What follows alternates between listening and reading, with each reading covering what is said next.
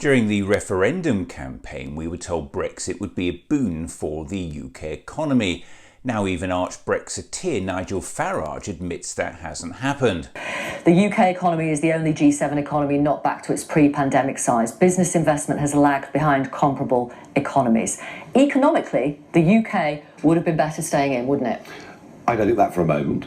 But what I do think... Based on all that? But what I do think is we haven't actually benefited from Brexit economically. 7 years after Brexit, millions can no longer afford basic essentials.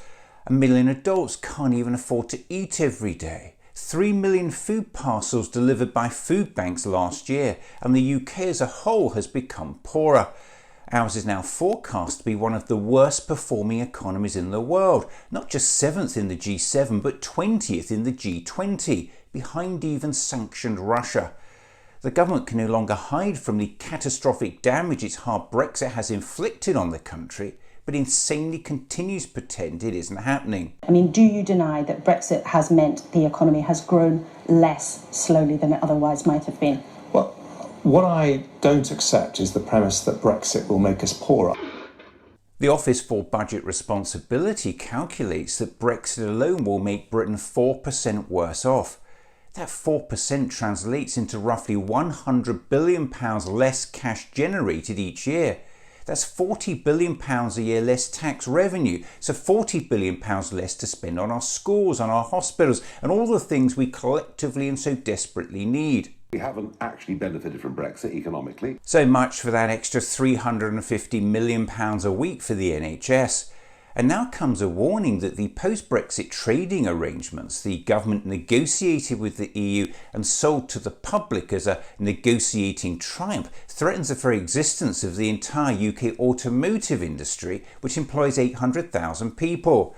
Ford, Jaguar Land Rover and the owners of Vauxhall have all called on the government to renegotiate its Brexit deal. And if you were among those persuaded against the evidence to see immigration as a cost rather than a benefit and a hit to GDP which makes us poorer is worth it, so long as it brings about a reduction in legal migration to the UK.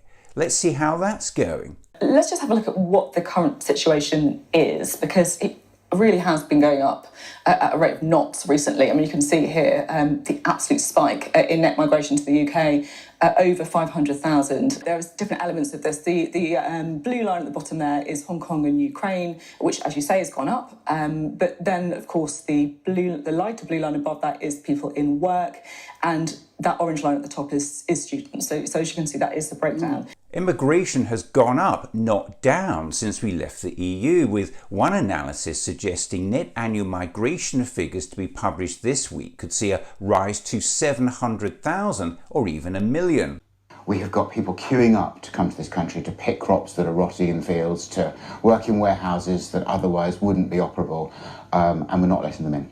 In fact, an estimated 7 billion meals went to waste in 2022, with farmers citing Brexit and the resulting shortage of fruit and veg pickers as a key factor. And then there's the issue of illegal migration since Brexit. The number of individuals crossing in small boats has risen sharply from 299 in 2018 to over 45,000 in 2022. And the elephant in the room, again, Brexit.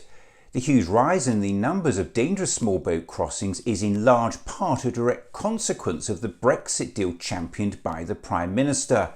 A recent study by Durham University found a primary factor in the skyrocketing number of small boat crossings is the government's oven-ready Brexit deal and its decision to leave the EU without a returns agreement in place. So this is another issue created by the government itself. Ever get the impression this government is taking us all for fools?